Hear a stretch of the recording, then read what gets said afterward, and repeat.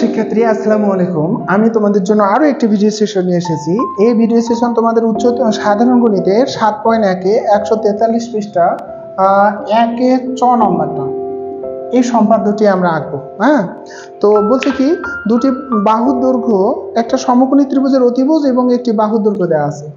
একটা সমকোণী ত্রিভুজের একটা অতিভুজ দেওয়া আছে, একটা সমকোণী ত্রিভুজের অতিভুজ আর একটা বাহুর দৈর্ঘ্য অতিভুজ 6 সেন্টিমিটার, একটা বাহুর দৈর্ঘ্য দেওয়া আছে এই 4 সেন্টিমিটার, 2 সেন্টিমিটার কম।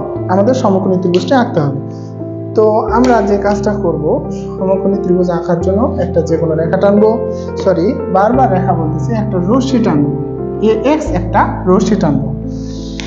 রশ্মিটা টানার পর আমরা কে কেন্দ্র করে লম্ব আঁকবো। লম্ব এইভাবে একটা লম্ব আঁকবো, চাপ দিলাম, এইভাবে চাপ দিলাম। হ্যাঁ, আমাদের লম্ব অঙ্কন করা শেষ।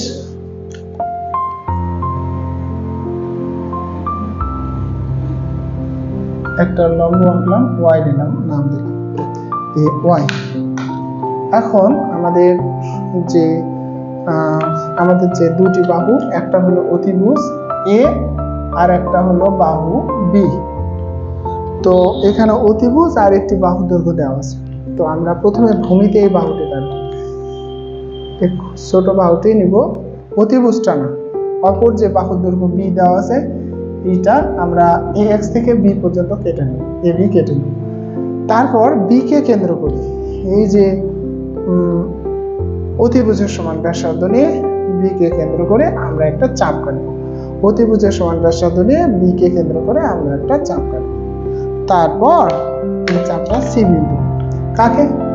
এ ওয়াই কে সি বিন্দুতে ছেদ করে। এখন এ সি কমা বি যোগ করলে ত্রিভুজ অঙ্কন হয়ে যাবে।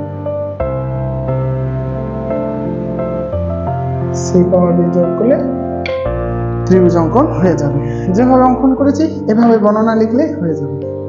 আশা করি বুঝছো তোমরা এগুলো।